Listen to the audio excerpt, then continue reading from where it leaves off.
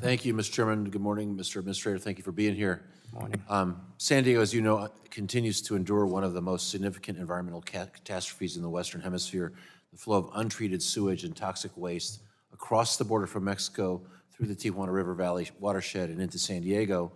Recently, a story from the San Diego Union Tribune illustrates the seriousness of this circumstance. The report highlights how a combination of increased sewer gas concentrations, obviously contaminated water, and higher temperatures exacerbates respiratory illnesses, headaches, and other health problems for my constituents and for the Navy SEALs that train in the water.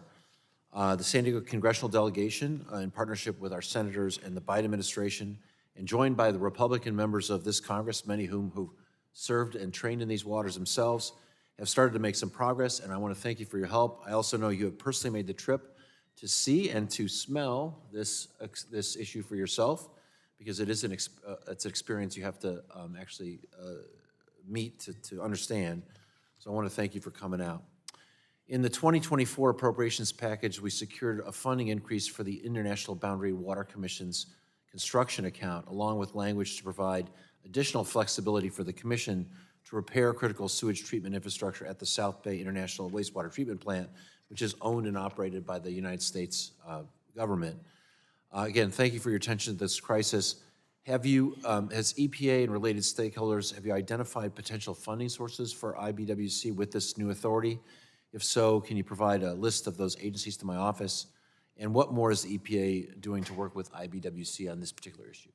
Well, thank you for your leadership on this issue and for securing that $156 million in fiscal year 2024 for the South Bay Treatment Plant. I do remember seeing it firsthand and was very struck by it, and we have been committed to it ever since. IBWC plans to use the money from this appropriation to make repairs, and we're also in contact with them, and as the contracts come in, we're prepared to provide the remaining funding of $290 million for the expansion needed to safeguard these waters.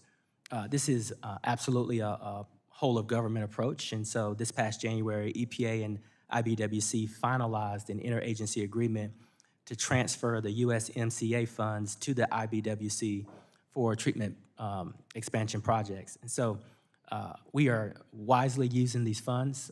We are strengthening our partnerships.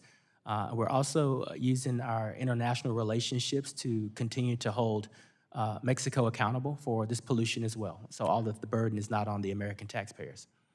Thank you. I want to spend the rest of my time talking about methane, just to refresh people's memory. Methane is a short-lived climate pollutant that's much more dangerous in the short term than carbon dioxide, but it leaves the atmosphere much more quickly. And so the opportunity to get rid of methane is really the low-hanging fruit in dealing with climate change.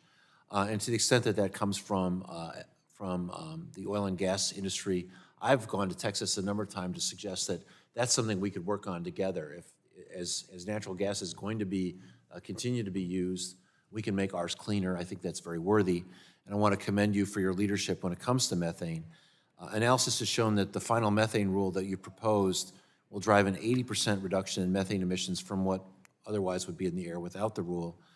Let's just talk for a minute about how we tackle the remaining 20%. First of all, have you engaged the smaller oil and gas producers so that they can take advantage of the methane emissions reduction program? We put money in there to help them comply because we know how tough it is for some of them to make ends meet. There's money in the bill that we passed to help those folks. How have you engaged with them to let them know that that's out there? Well, we've engaged with them directly from day one on the rule, which I would say is technologically advanced and very innovative, that took into consideration the smaller producers.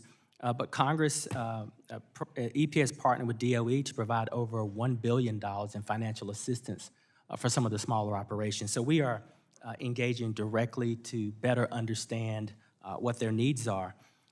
Last December, we announced $350 million to 14 states, $22 million to California, to focus on super emitters and cutting emissions from wells and focusing on some of the smaller producers.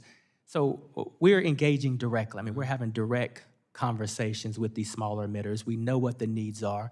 We're thankful for the billions of dollars Congress has given us through the Inflation Reduction Act, and we're going to make sure that they get those resources. Again, I've heard from my colleagues in Texas this is an issue I think this money's available for compliance.